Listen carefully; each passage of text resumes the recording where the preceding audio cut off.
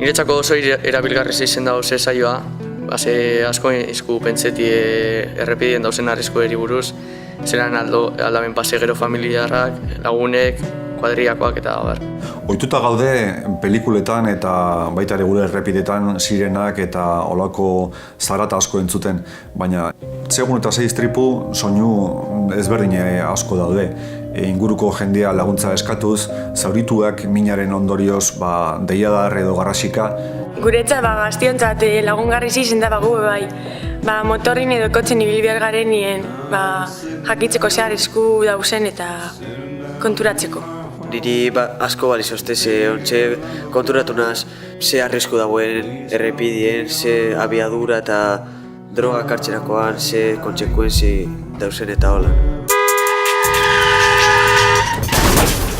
Oso egitaldi interesanti iruditu jat, reflexioneot auto bat edo motorra edo hartu bainarin hau kontsekuentzi batzu dauzela edaten bazun edo eta segurtasun arauek eta betetzi oso importanti dela. Nik istripu mordoa izan dut, ordezko piezez josita nago.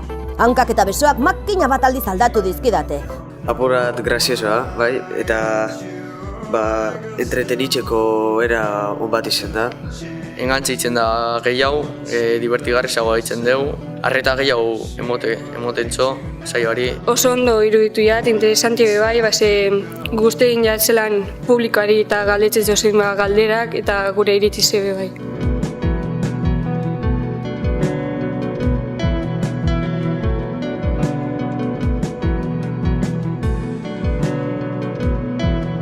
Niri erakarri iztena saio honetan izen da batez neska batek esan duen bibentzize, bizipena, zelan transmititu duen, zelan emozion edan jentien aurren eta bideoan.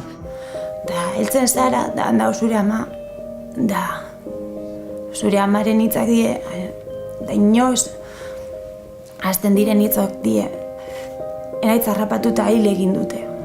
Unkigarri izen da, eta bastante izte pentsetia. Adibidez, konteskuenien eureri benetan basiakien istripu edo parte baten bai emozionein az, benetan unkigarri iruditu jat.